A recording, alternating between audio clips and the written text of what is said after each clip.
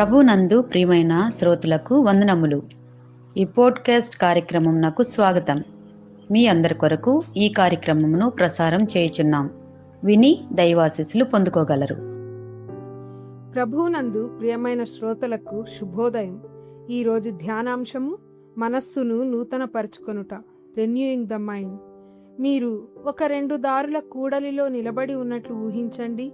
ఒక దారి మీ జీవితాన్ని ఇప్పటి వరకు నిర్వచించిన నిరాశలు, భయాలు, అపజయాల వైపుకు తీసుకువెళ్తుంది. రెండవ దారి ఉద్దేశం, శాంతి, శక్తితో నిండిన జీవన ప్రయాణం. మీరు ఏ మార్గం ఎంచుకుంటారు? ఈరోజు మనం అపొస్తలుడైన పౌలు రోమీయులకు వ్రాసిన పత్రిక 12వ అధ్యాయం 2వ వచనం గురించి ధ్యానించబోతున్నాం.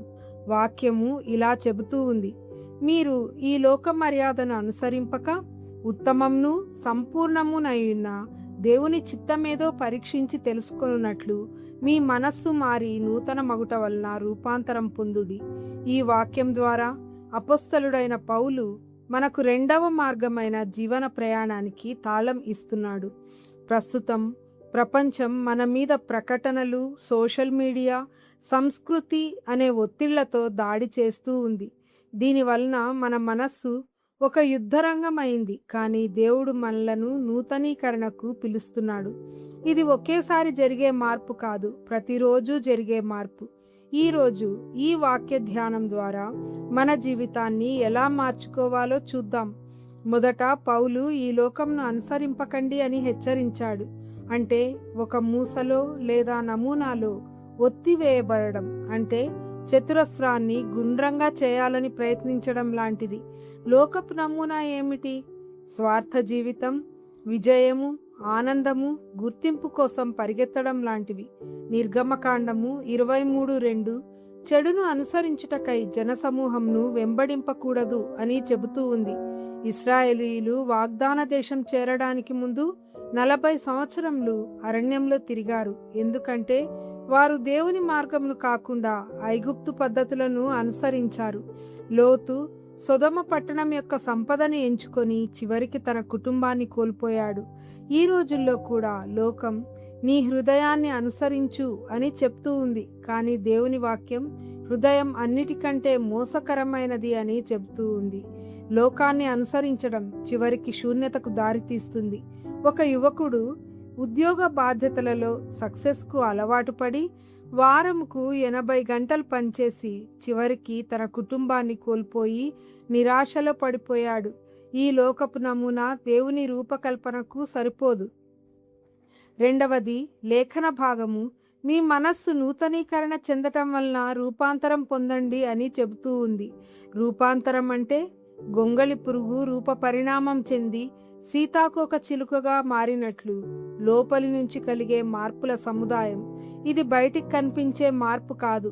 ఇది ఎలా జరుగుతుంది? దేవుని వాక్యం ద్వారానే జరుగుతుంది. కీర్తన 119:11 నేను నీకు విరోధంగా పాపం చేయకుండునట్లు నీ వాక్యంను నా హృదయంలో ఉంచుకొని ఉన్నాను అని చెబుతూ ఉంది.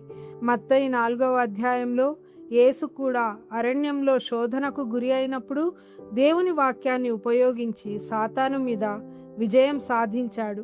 అపవాది 3 సందర్భములలో యేసు ప్రభువును శోధించినప్పుడు ప్రతిసారి యేసు ప్రభువు సాతానుతో ఇట్లు వ్రాయబడినది అంటూ లేఖనములను అనుసరించి జవాబు చెప్పడం ఒక నూతనీకరించబడిన ఆలోచన. ఫిలిప్పీ 4:8 ప్రకారం వ్యర్థమైన విషయాల కంటే సత్యమైనవి, మాన్యమైనవి, న్యాయమైనవి, పవిత్రమైనవి, రమ్యమైనవి, ఖ్యాతిగల వాటి మీద ధ్యానం ఉంచుకొనుడి. కాబట్టి మన మనస్సును నూతనపరచమని ప్రార్థిద్దాం. ఒక సోదరి తన పరిస్థితిని బట్టి చాలా ఆందోళనతో బాధపడుతూ ఉండేది. కానీ యెషయా 26:3 వాక్యం, ఎవని మనస్సు నీ మీద ఆనుకొనునో వానిని పూర్ణ శాంతి గలవానిగా కాపాడుదువు అన్న వాగ్దానం ఆమెలోని ఆందోళనను పూర్తిగా తొలగించింది. ఆమె జీవితం మారిపోయింది. మూడవది దేవుని చిత్తంను గ్రహించడం. నూతనీకరించబడిన మనస్సు ఒక పరీక్షించే పరికరం లాంటిది. ఎఫెసీ 5:17 ప్రభువు చిత్తమేమిటో గ్రహించండి అని చెప్తూ ఉంది. ఎస్తేరు ఉపవాసం మరియు ప్రార్థన ద్వారా దేవుని చిత్తాన్ని గ్రహించి తన ప్రజలను రక్షించింది. దానియేలు లోకపు ఆహారాన్ని నిరాకరించి దేవుని పట్ల విశ్వాసంతో నిలిచాడు. ప్రియమైన వారలారా, మనస్సు నూతనీకరణ అనేది లోకాన్ని అనుసరించకుండా రూపాంతరం పొందడానికి తాళం లాంటిది. రక్షణ అనే శిరస్త్రాణంను, దేవుని వాక్యం అనే ఆత్మ ఖడ్గమును ధరించుకొనుడి అని దైవ గ్రంథం మనకు మార్గనిర్దేశం చేస్తూ ఉంది. ఇది శోధనలను జయించడానికి, సత్యమును నిలబెట్టడానికి, ఆత్మను బలపరచడానికి సహాయం చేస్తుంది మరియు సాతాను కుట్రలకు ఎదురు నిలబడే శక్తిని ఇస్తుంది.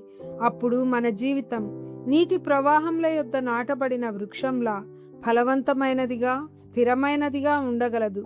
అందుకోసం ఈరోజే ఒక నిర్ణయం తీసుకుందాం, ప్రార్థన చేసుకుందాం. పరలోక తండ్రి, నీ ఆత్మ మరియు నీ వాక్యము చేత మా మనస్సులను నూతనీకరించుము.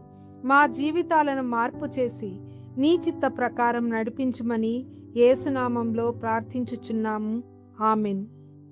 ఈ కార్యక్రమమును గూర్చి మీ సలహాలు మరియు మీ ప్రార్థనా అవసరతల కొరకు మమ్మను సంప్రదించవలసిన మా ఫోన్ నంబర్ 9485585039 మరియు email ID info@fibaonline.org.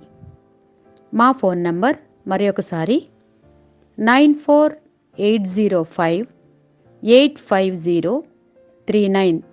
Email ID info@fibaonline.org.